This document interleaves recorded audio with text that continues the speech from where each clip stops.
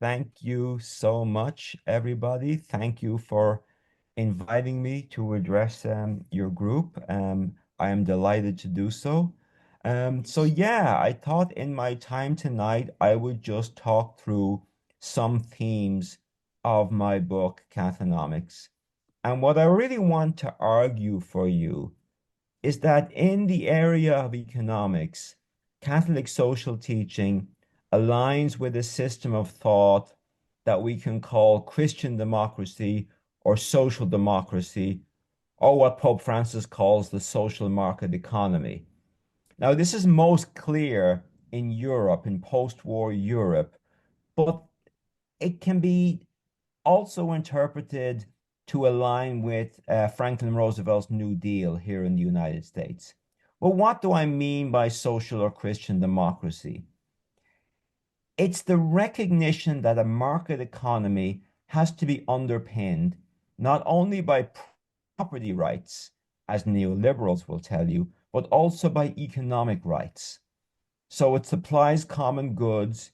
It uses the welfare state to protect people and boost the power of unions to bargain for workers' fair share of economic progress. Um, in a sense, social democracy makes operational a key part of the 1948 Universal Declaration of Human Rights, especially in the sense of guaranteeing a standard of living sufficient to allow the participation of every person in the economic and social life of the nation. This is the famous Article 25, economic rights. And I'll quote this because I think it's important for what comes next. Everyone has the right to a standard of living adequate for the health and well-being of himself and of his family, including food, clothing, housing, medical care, necessary social services, and the right to security in the event of unemployment, sickness, disability, widowhood, old age, or other lack of livelihood in circumstances beyond his control. These are the core economic rights recognized by the nations of the world in the Universal Declaration of Human Rights, which really is the world's moral charter, I would argue. Of course, in the US constitutional order, there is no mention of economic rights whatsoever. In 1944, Franklin Roosevelt proposed a second Bill of Rights to codify economic rights, but within months of making that announcement, Roosevelt was dead, and his idea for the second Bill of Rights died alongside him. Now, we can contrast this rights-based approach with free market economics, neoliberalism, or economic libertarianism. And that's an economic system where the only rights recognized are property rights. Now, it might allow for a minimum social safety net to avoid starvation and destitution. It will grant that. But there's no sense of a common obligation to support our collective well-being, and there's certainly no right to an adequate standard of living. So where does this come from? Where does this strange idea come from? Well, in one sense, it harks back to Adam Smith, the founder of neoclassical economics. Adam Smith's key insight that the invisible hand of the market would bring together self-interest, market competition, and the division of labor towards increasing prosperity. Um, Now, it's certainly true that markets are good at creating wealth. Adam Smith was certainly right about that, but they're not very good at distributing that wealth. And Adam Smith really wasn't too interested in that question at all. He just assumed that the market would lift all boats. But that's simply not the case. The market is compatible with vast amounts of inequality and social exclusion. Now, the Catholic social tradition really starts from that key understanding. As you all will know very well, starting in 1891 with Pope Leo XIII in Rerum Novarum, it condemned the excesses of economic libertarianism then practiced during the Industrial Revolution. called for the state to protect the poor and the wage earner, for just wages, and for workers to be able to form unions to bargain on their behalf. Now, in that early tradition, there was a twofold condemnation of, on one hand, free market libertarianism, and on the other hand, socialist collectivism. Let's be very clear about this point. When early Catholic social teaching, for example, Pope Leo the 13th or Pope Pius the 11th, condemns socialism, what they really mean is the collective ownership of the means of production and the eventual abolition of private property, as was advocated by Marxist political parties at that time. That's what they're talking about. They're not talking about European social democracy or Christian democracy. And that's very important because that's often misinterpreted. Um, this is most stated most clearly by Pope Pius the 11th in his 1931 encyclical Quadragesimo Anno, when he talks about these as the twin rocks of shipwreck, libertarianism on one hand and collectivism on the other hand. And he says we need to avoid those those twin rocks of shipwreck. Now, in this encyclical, Pope Pius explicitly rules out free market thinking and calls for markets to be governed by what he calls a directing principle. He says, from this source, as from a poison spring, have originated and spread all the errors of individualist economic thinking. Free competition, while justified and certainly useful, provided it is kept within certain limits, clearly cannot direct economic life. It is most necessary that economic life be subjected to and governed by a true and effective directing principle. And by that, he's clearly talking about the state. But this, okay, so what is this early Catholic social teaching is not an embrace of what would come to be called Christian democracy or social democracy in the post-war period. Um, so what did they support? Well, they supported two ideologies. One is called distributism, one is called corporatism. Distributism is based on the idea that the ownership of private property should be as wide as possible. So for Pope Leo the 13th, if you give as many people as much property as possible, that would reduce inequality, increase social harmony, and boost economic prosperity. The problem is this is a rather outdated, nostalgic view of the world.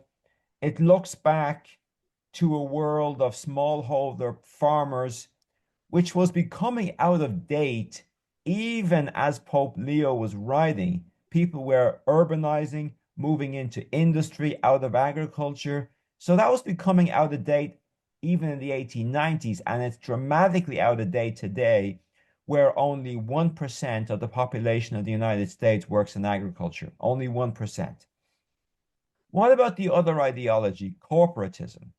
Well, that's based on the idea that you want to divide society into functional groups based on different industries and sectors that work cooperatively for the common good under the general direction of the government. Again, I would argue this is more nostalgic and romantic than practical. It's actually looking backwards towards the medieval guild system. It was tried in a few European countries in the interwar years, Spain, Portugal, Austria, Italy. And I think the jury is clear that it was not a very successful system. So if we rule out distributism and we rule out corporatism, where does that leave us? Well, this brings us to the 1930s, because in the 1930s, Catholics were already becoming more comfortable with both democracy and the role of the state in economic life. And there's a fascinating book that I draw on in Cathonomics called Catholic Modern by an author called James Chappell. And Chappell argues that in the 1930s, Catholicism was bifurcating into what he called paternal Catholicism and fraternal Catholicism. Now, paternal Catholicism is all about protecting the family and the sole breadwinner, typically male sole breadwinner. So that would allow for welfare state provisions, especially for family benefits, and also for the role of industrial unions, which had always been a core part of the tradition. But it was fiercely opposed to communism. But it also recognized that communism was offering something to workers that needed to be countered. It wasn't enough just to condemn communism, you needed to offer something positive as well. There was another element called fraternal Catholicism, which was more left-wing, more supportive of the welfare state, and more open to alliances with socialists and secular social democrats. But by the 1950s, both strands had come together with the emergence of the great European system of Christian democracy, which especially took root in Germany, France, Italy, and Austria. So, as I said, this was the golden era of Christian democracy, and there were clear overlaps with secular social democracy. So, Christian democracy is obviously influenced by Catholic social teaching, especially under the guidance of the personalist philosophers like Jacques Maritain, with their emphasis on human dignity. But there was a strong alignment between Christians and secular social democrats in the area of economics. Both supported the state's role in regulating the economy in line with the common good. Both supported social insurance funded by taxes and social contributions, and both empowered unions as a bulwark against excessive corporate power. Now, countries like Germany even went further in putting in place what we call co-determination, and that's where workers share in the governance and management of enterprises. So specifically in Germany, worker representatives sit on the boards of directors of companies, and they have full voting rights. And they also participate in firm level work councils, which, along with management, isn't involved in the day-to-day operating of the enterprise. That's called co-determination or co-management. Now, the United States never had this kind of Christian or social democratic tradition. But as I mentioned at the outset, the New Deal order did mirror some of its elements. Now, by the New Deal order, I mean both the original New Deal as put in place by Franklin Roosevelt in the 1930s, and also its extension all the way through to Lyndon Johnson's War on Poverty and Great Society in the 1960s. Now, all of this limited the excesses of the market, sought just and harmonious industrial relations, and again protected people from a variety of market risks. So, quite similar to what was going on in Europe at the same time. And very importantly here, the broad contours of the New Deal order were accepted by both political parties. Certainly, Dwight Eisenhower and Richard Nixon never attempted to overthrow the New Deal. They accepted it. They even accepted the tax rates, which at one point under Eisenhower were over 90% on top incomes. And victorious allies even proposed forms of the New Deal order to extend to Germany and Japan after the victory in the Second World War. Even so, this kind of American social democracy was more limited than in Europe. The welfare state was less generous, unions were weaker, and the United States certainly never embraced sectoral bargaining, which is basically where whole industries or sectors bargain through large unions. In the US, bargaining was primarily at the level of the enterprise, which really inhibits the ability of workers to band together to get as much leverage as possible. Um, so, with all this in mind, it's no surprise that Pope Francis can claim that the Catholic Church supports what he calls the social market economy. He says, I do not condemn capitalism in the way some attribute to me, nor am I against the market. Rather, I am in favor of what John Paul II defined as a social economy of the market. This implies the presence of a regulatory authority, that is the state, which should mediate between the parties. It is a table with three legs: the state, capital, and work. Or I can quote Pope Benedict XVI. Pope Benedict said, in many respects, democratic socialism was and is close to Catholic social doctrine and has, in any case, made a remarkable contribution to the formation of social consciousness. So there's Pope Benedict mirroring Bernie Sanders. Now, this alignment between Catholic social teaching and social democracy could never have happened without significant developments within Catholic social teaching itself, especially the Second Vatican Council and especially Gaudium et Spes, its all-important pastoral constitution. It was with this council, as you all know, that the church finally made its peace with democracy and the modern liberal state. Now, in Cathonomics, I discussed 10 principles of Catholic social teaching that I have derived from this tradition. Now, we need to understand that this tradition goes from 1891 to 2020. A lot of different popes, a lot of different personalities, a lot of different contexts, a lot of different circumstances, a lot of different issues. But nonetheless, I think we can distill a consistent and coherent set of principles that we can use to kind of guide the global economy today in a more healthier direction than does, say, neoliberalism or free market economics. So let me talk about that and talk specifically about how those 10 principles can support a kind of a new Christian or social democratic order. The first principle, and I'm going to go through 10 of them, it's going to be pretty fast, so don't worry. I won't get too bogged down in it. The first one is obviously the most important, which is the common good.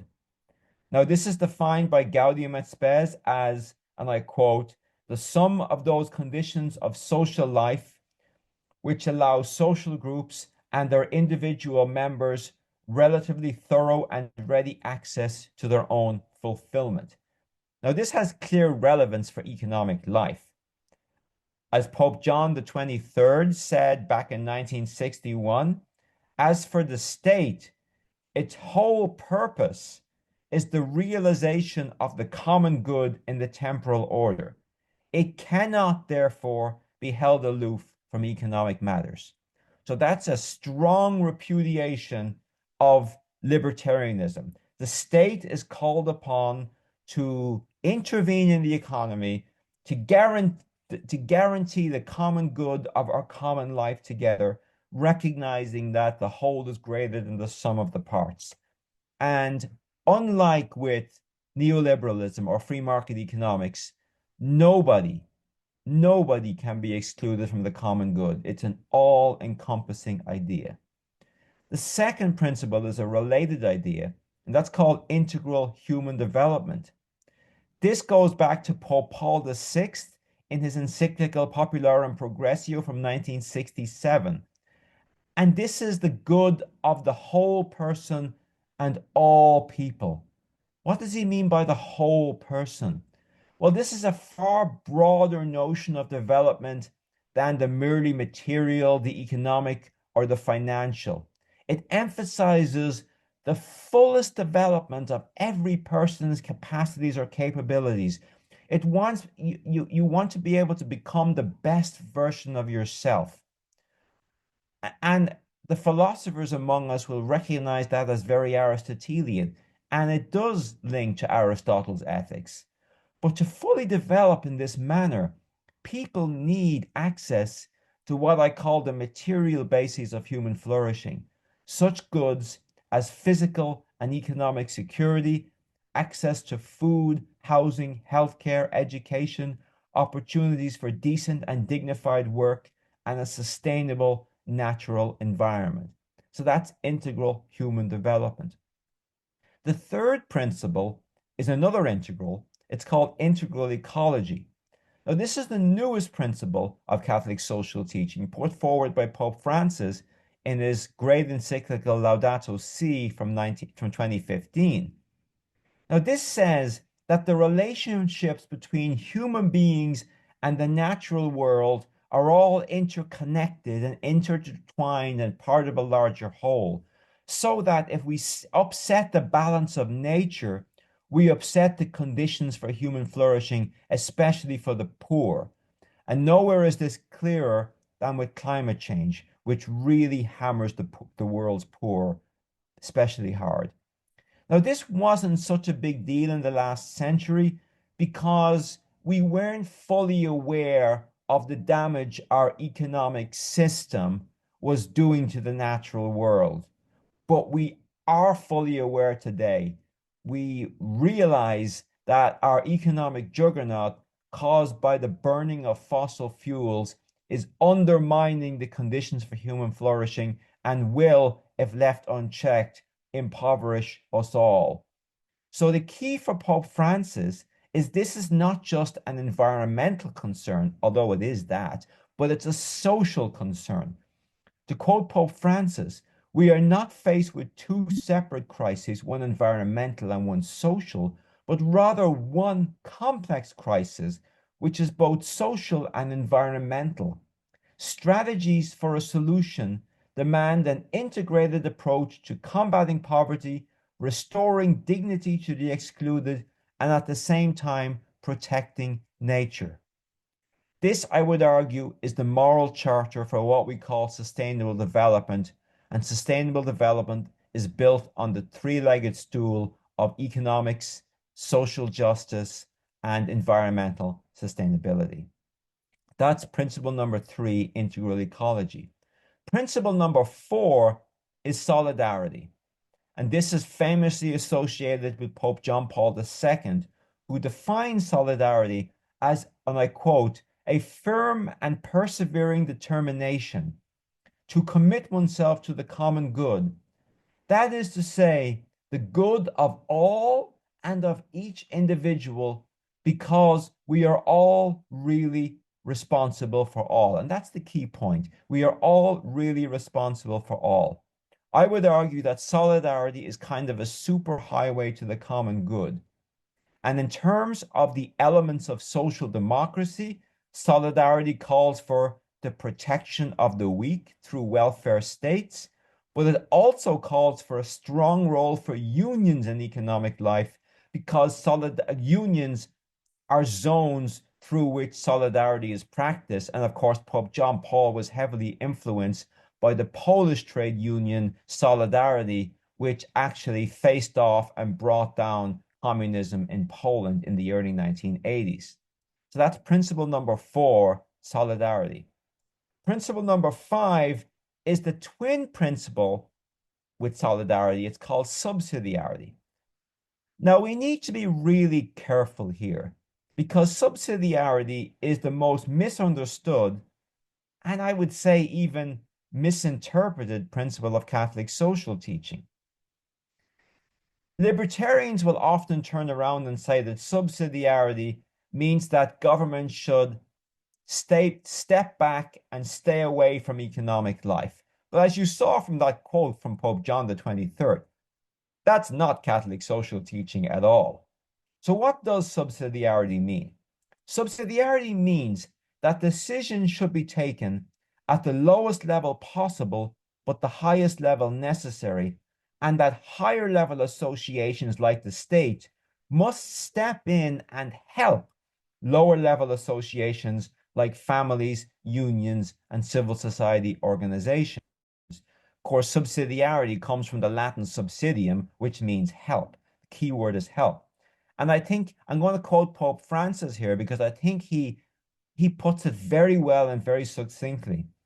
Pope Francis says, when single individuals, families, small associations, and local communities are not capable of achieving primary objectives, it is right that the highest levels of society, such as the state, should intervene to provide the resources necessary to progress. So subsidiarity actually calls for intervention.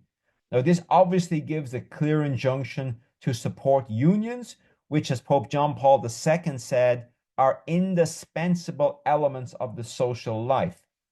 But there's also a justification under subsidiarity for providing a welfare state to help individuals and families, as Pope Francis would say, achieve their objectives. But the key is this help should not be provided in a distant, demeaning, or overly bureaucratic way of thinking. Because Pope John Paul II did warn against what he called malfunctions and defects of the welfare state that when subsidiarity is not respected. So a word of warning there, but even so, it says that the key under subsidiarity is the government must intervene to help lower level groups like individuals, families, and unions. Principle number 6, we're halfway through, is reciprocity and gratuitousness. Now, this is a principle most associated. You find there's often one principle associated with one pope. If solidarity was Pope John Paul II and integral human development was Pope Paul VI, reciprocity slash gratuitousness is really Pope Benedict XVI. And this was developed really in his 2009 encyclical Caritas in Veritate, quite a brilliant encyclical written during the global financial crisis. Now, Pope Benedict, against Adam Smith, Pope Benedict was concerned with embedding fraternity rather than self-interest at the very heart of economic life. He wanted people to be able to give a gift to the other without necessarily expecting anything in return. Gratuitousness is freely giving a gift. You give something to somebody else without expecting anything in return. Now, that's quite radical for somebody who believes in free market economics, because according to free market economics, according to Adam Smith, you give to get. You give money to get something in return. But Benedict says, no, that's fine. This exchange is fine to give to get, but there are also occasions where you want to give without necessarily expecting anything in return. Now, this is very important in economics and indeed in human psychology. It's how people actually treat each other in real life, believe it or not, outside economics, and how social trust is built up. And it's the bedrock of any successful welfare state, based on the idea that everybody contributes and everybody gets help when needed, like healthcare, education, or pensions. That's principle number 6, reciprocity and gratuitousness. Principle number 7 is called the universal destination of good. This is absolutely essential, central principle. So this goes back to scripture, the church fathers, and to St. Thomas Aquinas, and it says that the goods of the earth are destined for all people without exception, not just the rich or not just those with most property rights. Now, in free market economics, in libertarianism, your power depends on how much money you have. It depends on how much resources you have, how much property you own that you can take to the market in order to display your power. Um, but Pope John Paul II said that the right to private property comes with a social mortgage. And Pope Francis says that private property is a secondary natural right. It's not a primary natural right, as libertarians would claim, but it's a secondary natural right. Here's how Gaudium et Spes again defines it. In using these earthly goods, man should regard them, the external things that he legitimately possesses, not only as his own, but also as common, in the sense that they should be able to benefit not only him, but also others. Now, some have argued that the universal destination of goods belongs to the domain of private charity. That, people are called upon to use their personal or private surplus to relieve the suffering of the less fortunate. That's clearly part of it, but it's not all of it. It misses a very important institutional dimension. Again, I quote Pope Paul VI here. Pope Paul VI says, when private gain and community needs conflict with each other, it is for the public authorities, it's for the state to seek a solution to these questions. So, accordingly, I would argue the universal destination of goods can be used to defend the basic approach of social democracy, especially the use of taxes to fund social benefits and to support strong unions. Principle number 8, the preferential option for the poor. This is closely related to the universal destination of goods. And again, it's associated with Pope John Paul II.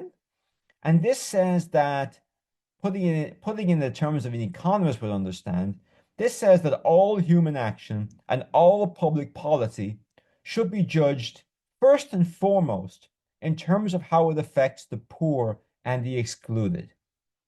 Now, this is a huge departure from libertarianism and free market economics. In fact, it's the exact inverse. Free market economics or libertarianism says you have the preferential option for the rich or for those with the most property rights because they are the ones with the most power in the marketplace. Catholic social teaching says no, the poor must always come first. Now, in a sense, this is closely related to John Rawls's approach, which says you want to make sure that the position of the least well-off person should be maximized. And it certainly calls on the government to take active measures to relieve the poor and to eliminate poverty. And by the way, we are rich enough today as a society, as a global society, to eliminate all forms of poverty. We just choose not to do it. It's a moral choice, and we suffer from a profound failure of moral choice by choosing not to do that. Principle number 9, getting close to the end now, is economic rights.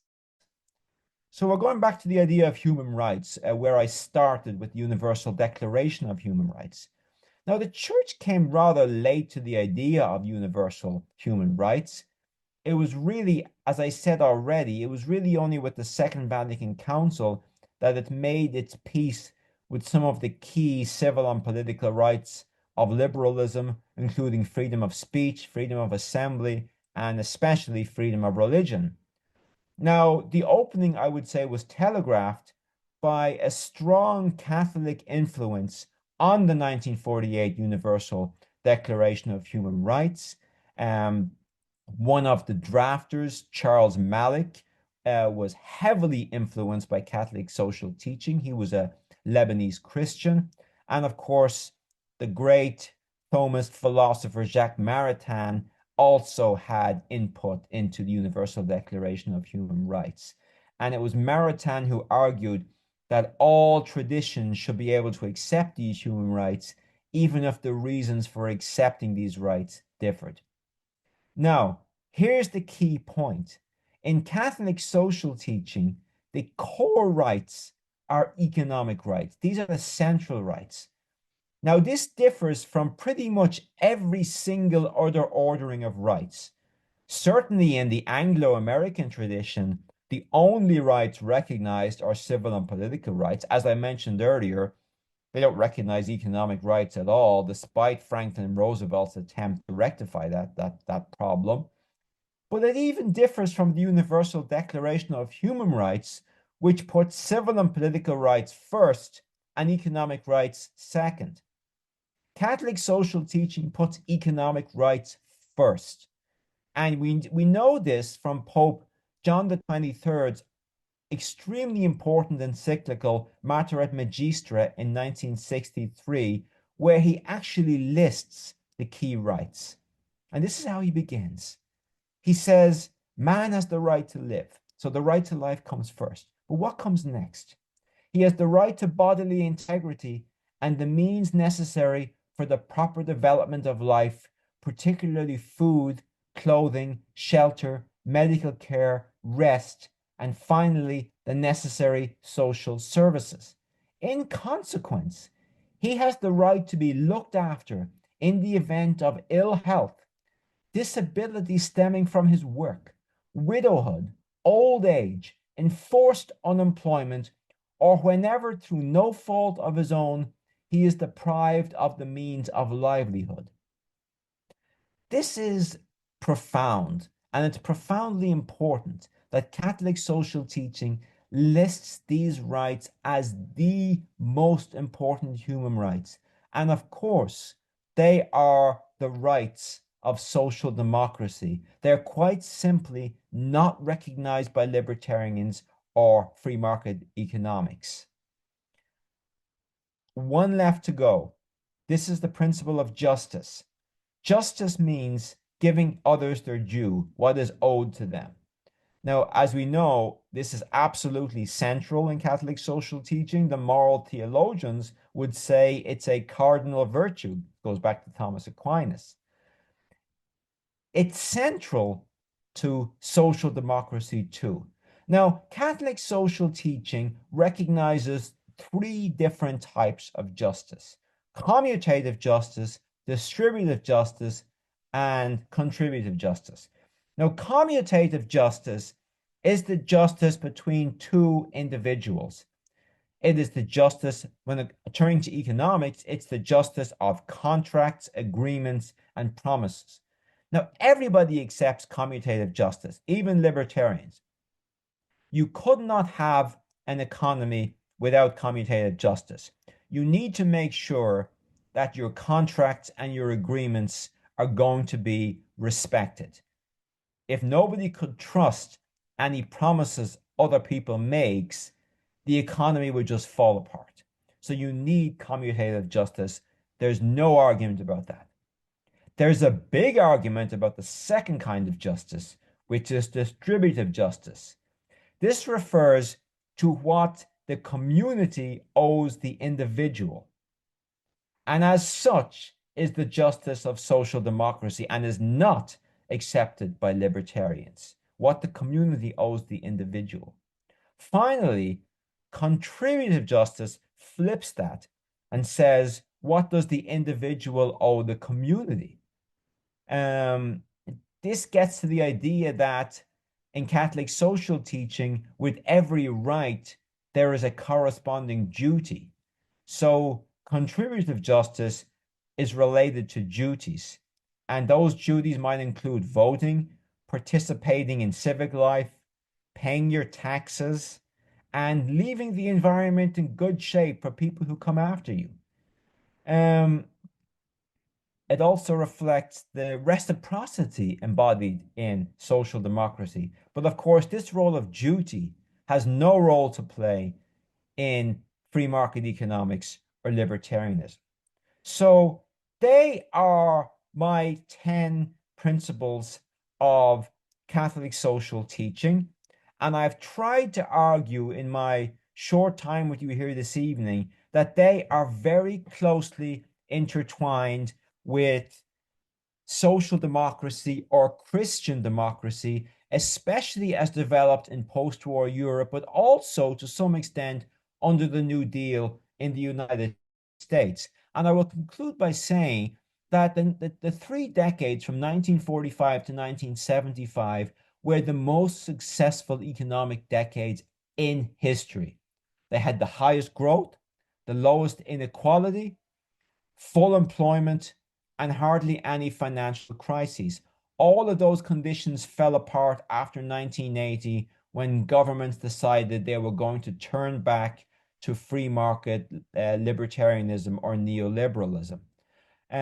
This is why I think that as we kind of look for what takes the place of neoliberalism, I wanted in my book, Cathonomics, to offer the wisdom of the Catholic social teaching tradition as a way of offering insight as to what will come after neoliberalism and put the economy on a far healthier, more prosperous, more social, more fair, more sustainable path ahead of us. So I said I'd speak for 40 minutes, and that's probably about 40 minutes. So I will stop right there. Thank you very much. Thank you, Dr. Tony Annett. I appreciate your talk. We have a lot of questions coming in and a raised hand. So I will scroll up and I'll read them out loud. And if you can answer, that would be appreciated.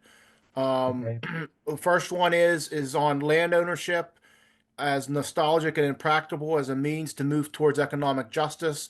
However, people of color in America still lag significantly behind white people in home ownership, a significant factor in building intergenerational wealth. What are your thoughts on this?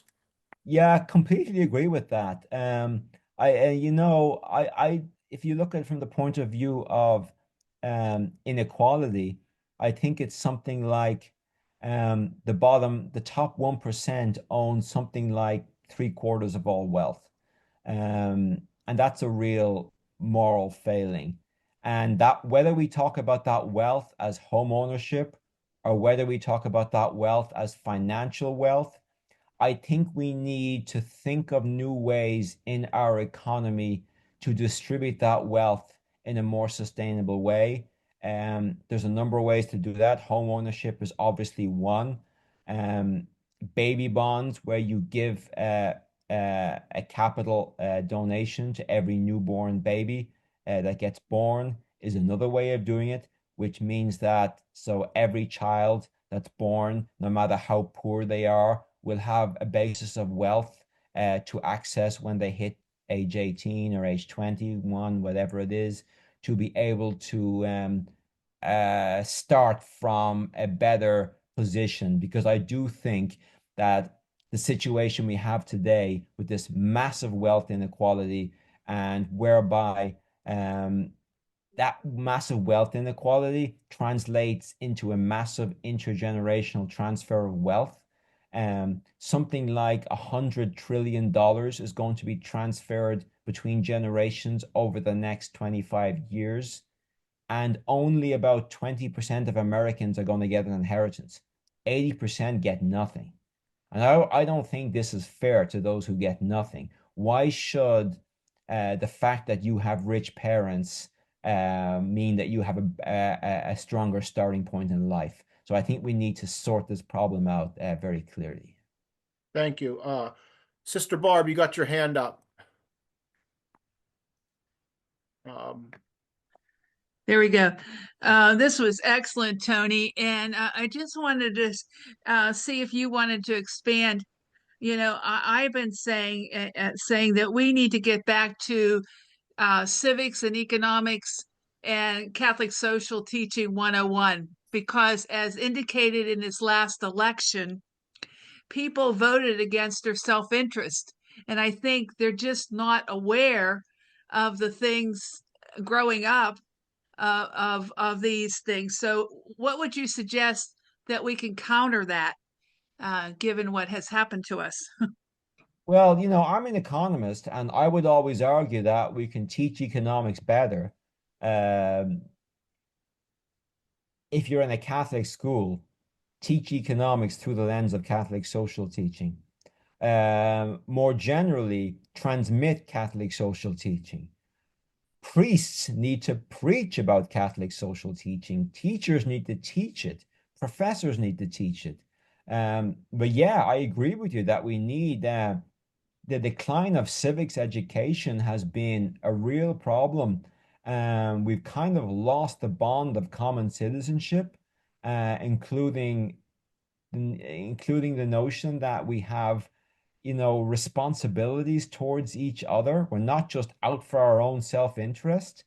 It's yeah, I think the last 4 decades have done a lot of harm, not just to our economy, but to our civic life, especially in kind of ingraining the idea that self-interest is all that matters, and you should just be out for yourself, and you don't have any responsibility to your fellow citizens. That's been a real problem.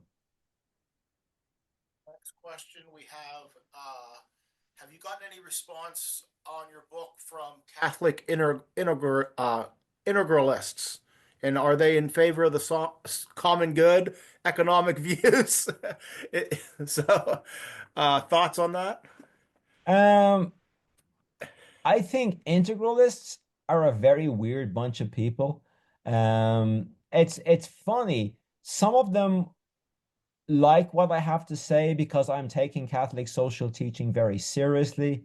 But on the other hand, I'm saying, I'm sorry, but Catholic social teaching supports democracy. Catholic social teaching supports civic and political rights. Catholic social teaching supports religious freedom. These are all core. It might not always have taught those things. In the mid 19th century, under Pius IX, it most certainly wasn't preaching freedom of speech and freedom of religion, but it is today. So integralists get no support from Catholic social teaching today. But I think they're a strange bunch of people who really are kind of living in cuckoo land and don't really have much connection to the real economy or the real political reality. Thank you. And next one. It's in response to the recent election, stating that two-thirds of high school graduates voted for the neoclassical economics, while two-thirds of college grads voted for candidates more aligned with Catholic social teaching. And the question is, do you do you have proposals that help with us educating those to help them understand? I know you just talked about the schools, the priests, but Hmm. any other ways that maybe us lay people even can help educate each other? I would just I'll just repeat what I said. Any way you can get Catholic social teaching more widely disseminated, because nobody knows about Catholic social teaching. The most common reaction I get to Cathonomics is, I had no idea this existed. I had no idea that this tradition was out there. That's the most common reaction. And, but it's not hard to find. These encyclicals are all on the Vatican website. They're all free to read and download. Now, granted, some of them are long, I accept that, but they're quite readable. Um, and they're quite engaging. And I think you could benefit a lot from engaging with these texts. Yeah.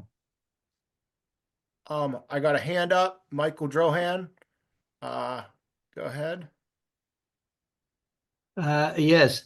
Hi, Tony. Thank you very much for your presentation, which I thought was outstanding. Thank you. But I have a question about Catholic social teaching and socialism. You mentioned it briefly at the beginning of your presentation. Um, um, a lot of our politicians, when they want to dismiss a more egalitarian economics, they invoke socialism as it's a kind of a bogeyman that they use to dismiss any talk of really what you are talking about. And Yeah. I think that socialism and Catholic social teaching, they're very close. In fact, they're hardly indistinguishable. And I would like to hear uh, what you have to say about that. Yeah, I'll just repeat. So early Catholic social teaching condemned socialism, but we have to be very careful that what it was talking about was something very specific, and that is the Marxist call for the collective ownership of the means of production, as, for example, took place in the Soviet Union. That's what they mean by socialism. They do not mean social democracy. They don't even mean democratic socialism. I mean, I quoted Pope Benedict XVI of all people who praised democratic socialism. So yeah, so I think there are a lot of overlaps. If you talk to a lot of socialists today outside the communist tradition, um, there's a lot of alignment. Like, for example, modern day socialists support what they call workplace democracy, democracy at work, and Catholic social teaching also supports a role for um, the ownership and management, worker sharing in the ownership and management of firms, whether that's through worker cooperatives, gets strong support from Catholic social teaching, or whether it's the German system of co-determination, which is also influenced by Catholic social teaching. There's a strong alignment with socialist call for workplace democracy. Yeah. There's a comment on the Catholic bishops wrote Economic Justice for All in the 1980s. Do you think it would be a good idea to dust that off and update and redistribute? Yeah, that's actually a really good document that, it's a product of its time. It refers to a lot of the issues that were relevant in 1986 that might be more or less relevant today. But yeah, it's a superb document of Catholic social teaching. I think people should read that. They should also read, by the way, the 1919 Program for Social Reconstruction, drafted by the US bishops all the way back in 1919, which is a profoundly radical document for social reform, some of which still has not been implemented. Yeah. I brought that up before we started. I quoted it from your Okay. book. um, Here's a question, and it says, I'm going to read it directly. In Catholic social teaching, is the community limited to the nation state? Question mark. Can you relate this question to the president-elect's promise of mass deportation? What is a Catholic social teaching response to that? So that's a very good question. So subsidiarity says that you want to do things at the lowest level possible and the highest level necessary.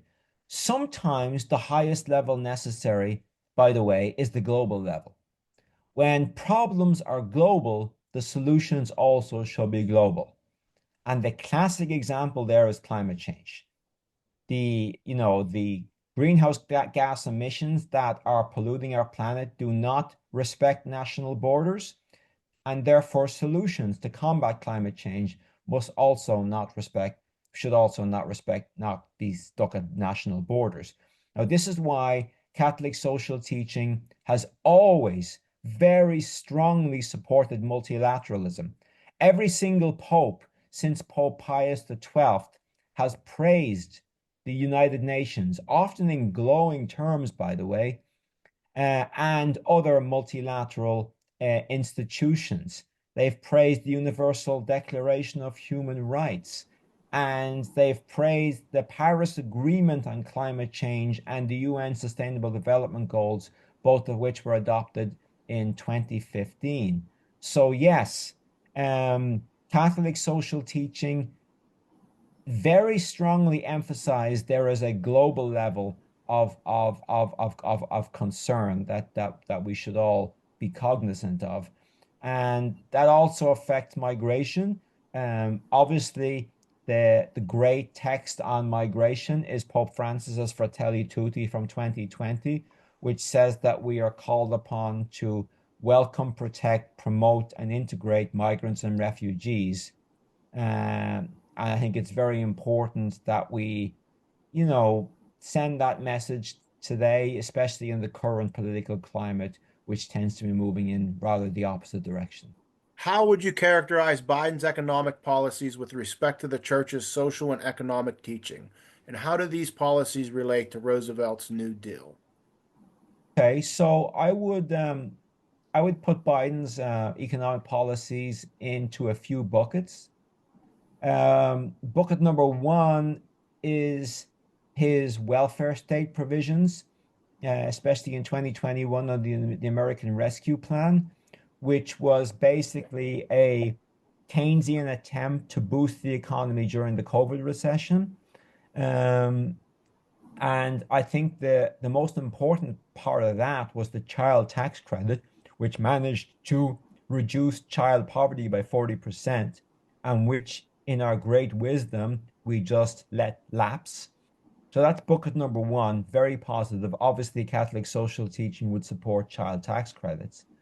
Bucket number two is the industrial policy, where you subsidize industries to try and create more jobs, especially in manufacturing, especially in green technology, um, wind, solar, batteries, areas like this. And obviously, that also too resonates with Catholic social teaching, especially with Laudato Si's 2015 call to move progressively away from burning oil, coal, and gas and moving more towards renewable energy. If you want to move towards renewable energy, you're going to have to build out the solar and the wind and the batteries and create the green jobs in those sectors, which means you want to subsidize those sectors, which is what Biden's second pillar has been doing. So also very in line with Catholic social teaching. Yes. Thank you. Question regarding uh, specifically VP-elect Vance and others are arguing that they're basing their policies on Catholic social teaching, such as making it possible for a single wage earner to be paid enough to raise a family, therefore justifying tariffs and effect punishing the rest of the world. Comments on this, and does that even make sense from a policy perspective? Well, first of all, tariffs don't punish the rest of the world. They punish you. Tariffs are basically a tax on imports. If you put a tax on an import, the price of the import is higher. So anybody who buys that import pays more money for it. That's all a tariff is. It's just a tax on import. Nobody in China is paying the tariff. Americans are paying the tariff. So this is clearly a fundamental misunderstanding of a basic economic concept. Um, on whether is it possible to have a single breadwinner? This is a trickier issue because obviously in the 1930s to the 1950s, a heavy emphasis in Catholic social teaching was indeed this, what I call paternal Catholicism, which where you did want to support the sole breadwinner. I would argue today that that's much harder. I think if we can empower unions to make, workers get a living wage, it becomes a lot easier to move in that direction. But whether you will ever fully go back to that 1940s world, I am seriously doubtful. So I think that as with people who look towards distributism and corporatism or integralism, this kind of appeal to the 1940s sole male breadwinner strikes me as a little out of date. There are plenty of ways to try and think about a new common good economics today that don't rely on that traditional way of looking at things. Here's a good one.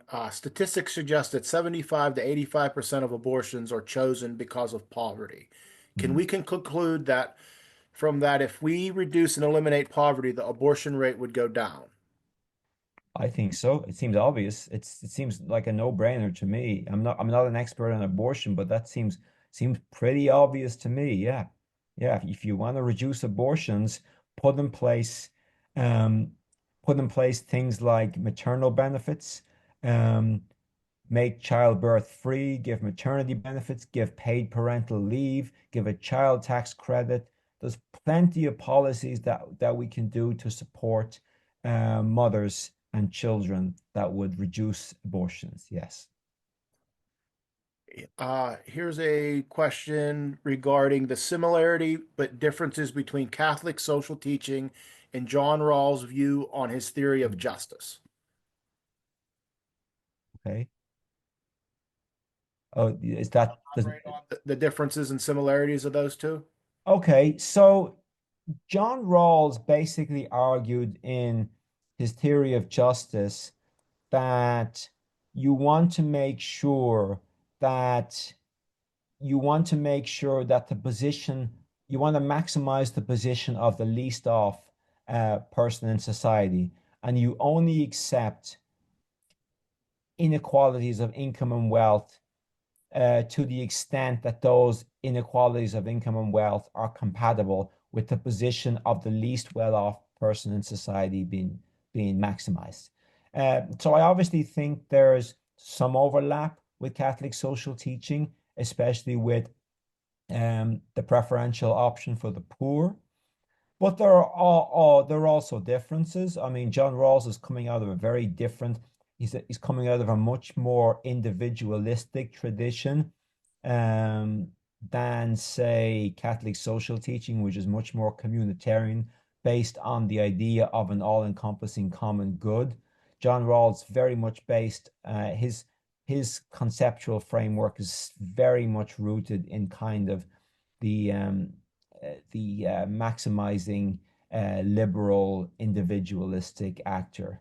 Yeah, so that's why. Good. Where does the concept of individual accountability intersect with the ideas of equal distribution? Thoughts on that?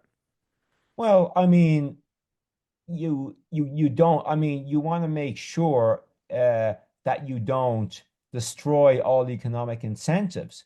Like if you decided to introduce a system like Soviet communism, where you would basically have everybody fairly equal, but there's no reward for kind of individual effort, then nobody's going to put in any effort. So you want to make sure that the system you put in place does not destroy individual initiative. And I think that, the system of social or Christian democracy we had from 1945 to 1975 does that pretty well. These were market economies after all. They were just social market economies. How would you suggest the U.S. Catholic bishops offer leadership in Catholic social teaching when they seem to be clearly a preference for the ticket that won the recent election? And this is based on a document on Catholic voting that has been disseminated in the parishes in Pittsburgh. So again, I guess we're looking for more from our leadership in the U.S. Any thoughts on Yeah, I this? mean, all I would say there is I go back to my earlier point that we need more dissemination of Catholic social teaching, including from the bishops. Some of them are very good on this, some of them are less good. But on the whole, they need to talk much more about it. I would just say, yeah. Is there any justification for the immense defense budget expenses based on Catholic social teaching?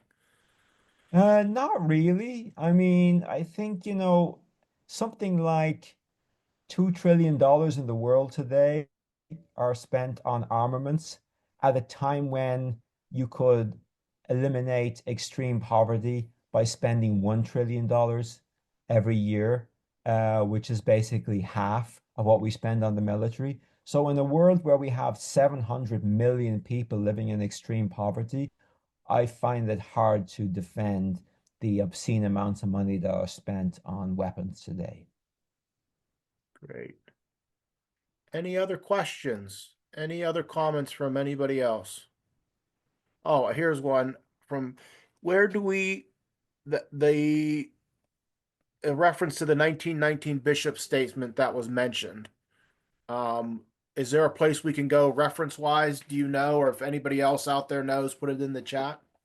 Oh, it's online. Just look it up. It's a free PDF online. It's just Okay. Google 1919 doc social reconstruction U.S. bishops. Yeah. All right. Thank you for that. Um, I'll plug Tony's book here.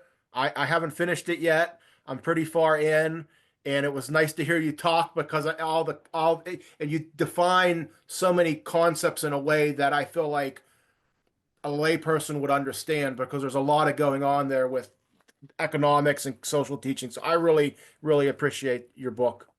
And Thank you I so have much for a list saying of that. people that I'll be sharing it with. Thank you. Appreciate that. Thank you so much. Do you have any comments on the economy of communion mentioned in Caritas and Verite, how it relates to the 10 points of Catholic social teaching in the civil economy? Yeah, so the economy of communion is a really interesting initiative associated with the Focolare group, and it's the Catholic version of ethical business. So it says that, you want to run a business not just on maximizing profits, as say Milton Friedman would say, but on doing good in your communities. And so I think it's a network of businesses that do a tremendous amount of good, and we need more businesses to be run on those lines. Yeah. Thank you. There's a hand up. Hugh, you're invited to talk. Oh, okay. I wanted Professor Arnett to know how I came to read Cathonomics, which I have finished.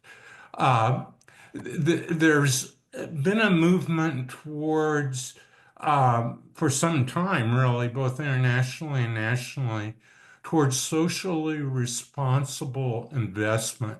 Hmm. But I found that lacking in terms of what did it really accomplish in terms of our social doctrine.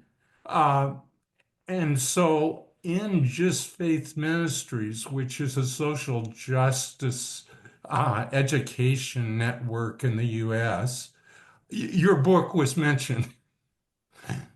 So I Oh, pulled it out and I started reading it, and it filled a lot of that gap that I had between, is the only thing I can do is make socially responsible investment. And what is socially responsible investment? So I would encourage you to connect with groups like Just Faith Ministries that has a national audience of people that are already attuned to Catholic social teaching. sure. Thank you so much. Yeah. Any other questions? Any other comments? Dr. Annett. Well, if there is no, oh, here's a question here. The question says, as one who supported Trump, I find the dominance of Catholic social teaching over Catholic dogma, abortion, euthanasia, gay so-called marriage, and transgenderism to be incomprehensible. Response from you on that, if you want to answer that.